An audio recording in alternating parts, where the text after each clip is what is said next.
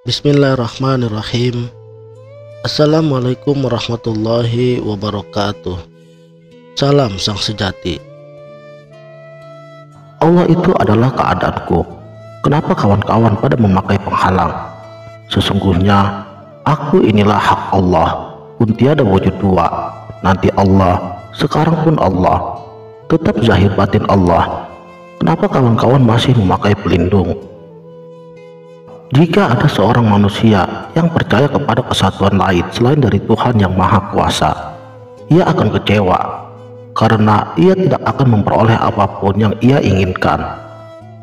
Menurut beberapa sumber, diantaranya Subardi 1975, beberapa saat setelah Syekh Siti Jenar wafat, para wali mendengar suara yang berasal dari ruh Syekh Siti Jenar yang berupa ungkapan mistik tersebut.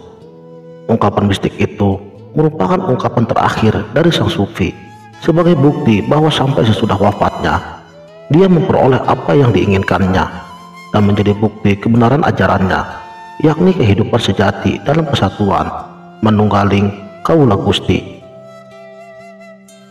Tidak usah kebanyakan teori semu. Sesungguhnya ingsun inilah Allah, nyata ingsun yang sejati, bergelar Prabu Satmata yang tidak ada lain kesejatiannya yang disebut sebangsa Allah. Maksud bebas ungkapan tersebut adalah tidak usah kebanyakan bicara tentang teori ketuhanan. Sesungguhnya ingsun, dalam tanda kurung aku sejati, inilah Allah, yaitu ingsun, pendirian yang sejati. Juga bergelar Prabu Satmata, Tuhan yang maha melihat, maha mengetahui segala-galanya, dan tidak boleh ada yang lain yang penyebutannya mengarah kepada Allah sebagai Tuhan. Sebenarnya, keberadaan zat yang nyata itu hanya berada pada mantapnya tekad kita. Tandanya tidak ada apa-apa, akan tetapi harus menjadi segala niat kita yang sungguh-sungguh. Menurut Syekh Siti Jenar, keberadaan zat hanya ada beserta kemantapan hati dalam merengkuh Tuhan. Dalam diri tidak ada apa-apa kecuali menjadikan manunggal sebagai niat yang mewarnai segala hal yang berhubungan dengan asma, sifat, dan afal pribadi. Inilah diantara maksud utama ungkapan tersebut. Jadi pemahaman atas ungkapan itu harus tetap berada dalam lingkup kemanunggalan, tidak akan berhasil jika hanya mengandalkan perangkat syariat dan tarekat. Apalagi sekedar syariat lahiriah, kemanunggalan akan berhasil seiring dengan tekad hati dan keseluruhan pribadi dalam merengkuh Allah, sebagaimana ruh Allah pada awalnya ditiupkan atas setiap pribadi manusia. Marilah kita berbicara dengan terus terang. Aku ini Allah, akulah yang sebenarnya disebut Prabu Satmata. Tidak ada yang lain yang bernama Allah. Saya menyampaikan ilmu tertinggi yang membahas ketunggalan. Ini bukan badan, selamanya bukan, karena badan tidak ada. Yang kita bicarakan ialah ilmu sejati, dan untuk semua orang kita membuka tabir, artinya membuka rahasia yang paling tersembunyi.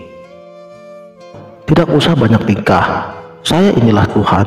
Ya, betul-betul saya ini adalah Tuhan yang sebenarnya, bergelar Prabu Satmata. Ketahuilah bahwa tidak ada bangsa Tuhan yang lain selain saya. Saya ini mengajarkan ilmu untuk betul-betul dapat merasakan adanya kemanunggalan. Sedangkan bangkai itu selamanya kan tidak ada. Adapun yang dibicarakan sekarang ini adalah ilmu yang sejati, yang dapat membuka tabir kehidupan. Dan lagi, semuanya sama. Sudah tidak ada tanda secara samar-samar bahwa benar-benar tidak ada perbedaan lagi. Jika ada perbedaan yang bagaimanapun juga, saya akan tetap mempertahankan tegaknya ilmu tersebut. Jika Anda menanyakan di mana rumah Tuhan, jawabannya tidaklah sulit. Allah berada pada zat yang tempatnya tidak jauh, yaitu bersemayam di dalam tubuh. Tetapi hanya orang yang terpilih yang bisa melihatnya, yaitu orang yang suci. Syekh Siti Jenar menyampaikan ajaran ingsun yang dikemukakan secara radikal, yang mengajarkan kesamaan tuntas antara sang pembicara dengan Allah. Ini sebagai efek dari berbagai pengalaman spiritualnya yang demikian tinggi, sehingga menunggaling kaula Gusti juga meniscayakan adanya menunggalnya kalam, pembicaraan, sabda, ataupun firman. Adapun gelar Prabu Saat Mata memiliki makna sama dengan Hyang Manon atau Yang Maha Tahu. Gelar tersebut juga diberikan kepada para wali songo kepada Sunan Giri. Nampaknya pada waktu itu bahwa Syekh Siti Jenar memiliki pendirian tegas bahwa ilmu spiritual harus diajarkan kepada semua orang, karena justru dengan membuka tabir itulah orang akan mengetahui hakikat kehidupan dan rahasia hidupnya. Syekh Lemah Abang namaku, Rasulullah ya aku, Muhammad itu ya aku, asma Allah itu sesungguhnya diriku, ya akulah yang menjadi Allah Ta'ala. Ungkapan mistik Syekh Siti Jenar tersebut menunjukkan bahwa dalam teologi manunggaling Kawula Gusti tidak hanya terjadi proses kefanaan antara hamba dan penciptanya, sebagaimana apa yang dialami oleh Bayazid Al-Bustami dan Mansur Al-Halaj dalam kasus pengalaman mistik Syekh Siti Jenar antara syahadat Rasul dan syahadat Tauhid ikut larut dalam kefanaan, sehingga dalam pengalaman mistik manunggal ini terjadi kemanunggalan diri Rasul dan Tuhan, suatu titik puncak pengalaman spiritual yang sudah dialami oleh para ulama sufi sejak abad ke-9, yakni sejak fananya Bayazid Al-Bustami, Junaid Al-Baghdadi, anak al-haknya Mansur Al-Halaj, dan akhirnya menemukan titik kulminasinya pada teologi manunggaling Kawula Gustinya Syekh Siti Jenar. Sesungguhnya lah lafal Allah, yaitu kesaksian akan Allah yang tanpa rupa dan tiada nampak, membingungkan orang karena diragukan kebenarannya. Dia tidak mengetahui akan diri pribadinya yang sejati, sehingga ia menjadi bingung. Sesungguhnya nama Allah itu untuk menyebut wakilnya, diucapkan untuk menyatakan yang dipuja dan menyatakan suatu janji. Nama itu ditumbuhkan menjadi kalimat yang diucapkan Muhammad Rasulullah, padahal sifat kafir berwatak jisim yang akan membusuk, hancur lebur, bercampur tanah. Lain lagi jika kita sejiwa dengan zat yang maha luhur. Ia gagah berani, maha sakti dalam syarak, menjelajahi alam semesta.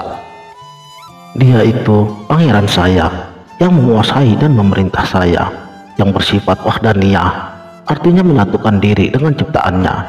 Ia dapat abadi mengembara melebihi peluru atau anak supitan, bukan budi, bukan nyawa, bukan hidup tanpa asal dari manapun, bukan pula kehendak tanpa tujuan. Dia itu yang bersatu padu menjadi wujud saya, tiada susah payah, mudatan kehendaknya, pergi kemana saja tiada haus, tiada lelah, tanpa penderitaan dan tiada lapar.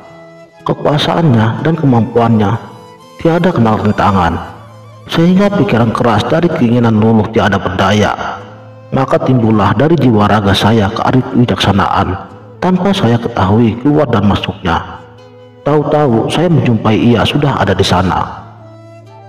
Rahasia kesadaran kesejatian kehidupan. Ya ingsun, ini kesejatian hidup. Engkau sejatinya Allah. Ya ingsun, sejatinya Allah, yakni wujud yang berbentuk, itu sejatinya Allah. Sir atau rahasia itu Rasulullah. Lisan pengucapan itu pun Allah. Jasad Allah, badan putih tanpa darah. Sir Allah, rasa Allah, rahasia kesejatian Allah.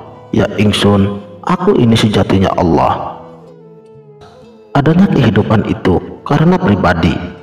Demikian pula keinginan hidup itu pun ditetapkan oleh diri sendiri.